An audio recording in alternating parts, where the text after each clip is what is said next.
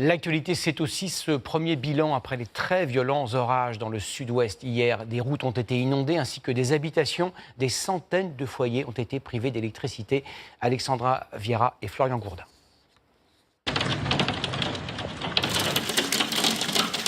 L'épisode n'a duré qu'une vingtaine de minutes. Ah, mais on va être inondé ou quoi là? Mais la quantité de grêlons est impressionnante.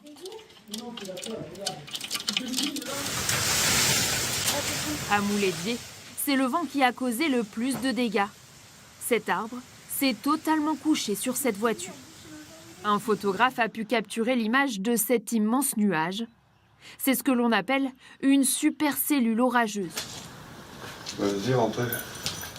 L'eau s'est même infiltrée chez certains habitants. J'ai essayé de réagir le mieux possible en mettant le seau, comme vous le voyez, des draps, des serviettes partout. Là, c'était un torrent dehors sur le parking. C'était de l'eau et de la grêle qui tombait. C'était infernal, quoi. Certaines rues de Bergerac se sont également retrouvées sous l'eau. Plus à l'est, dans la commune de Pomport, l'allée de cet habitant s'est transformée en rivière. Il y avait à peu près 10-15 cm d'eau en continu, mais comme un torrent. Là, ça fait 10 minutes que ça finit de pleuvoir, quand on a ça. Ça, c'est pas pendant qu'il pleuvait, ça, c'était après. La route devient très vite impraticable. Un voisin filme ces images en passant devant la maison. Donc l'eau, elle est arrivée par là. De la route, là-bas. Depuis ce matin, le maire fait le tour des sinistrés. Au total, une dizaine de maisons a été touchée.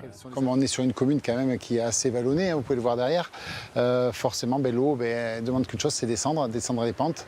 Et donc en s'accumulant avec de la boue, ça a tout amené sur son passage. Au total, 500 foyers ont été coupés d'électricité dans le département, mais le courant devrait être rétabli dans la soirée.